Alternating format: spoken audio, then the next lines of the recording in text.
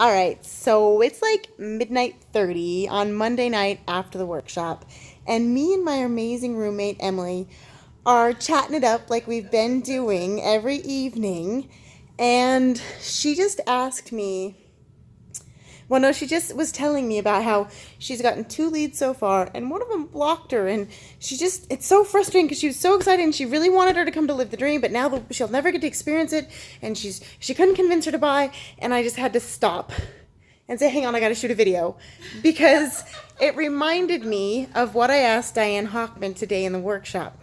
So Diane Hochman came in, and this powerhouse of a lady has been teaching and serving all weekend, and she's not feeling so hot. And so she's like, all right, guys, what do you want me to teach you on today? And crickets. Crickets. Nobody said anything.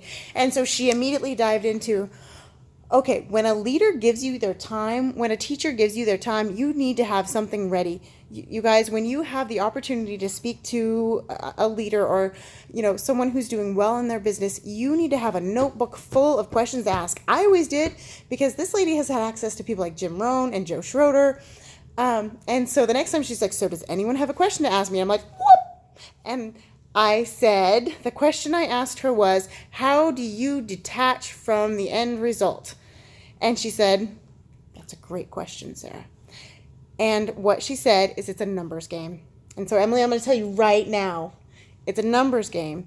You cannot put all your stock into 1 or 2 people when you need to be getting hundreds. Now, if you have 100 leads to work through in a week and one person says no, who cares? Move on to the next one. Mm-hmm. How long is it going to take you to call 100 people?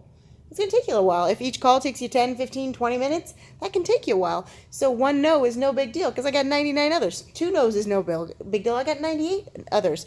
Now, even if you get a 2 or 3% close rate, that's still closing 2 or 3 sales in a week instead of getting told no twice that week and it feeling like the end of the world because now you don't have any more leads to go through.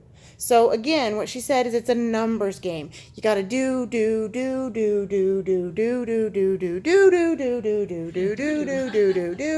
and I think that's what we forget. The 2 that I closed on my other business. Yeah.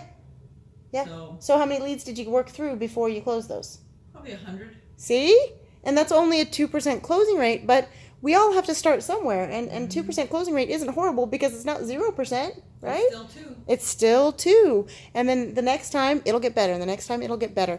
So that right there is what Diane Hochman reminded us of today. She did answer another question, but I'm going to save that for a video later. So, Emily, did that help you?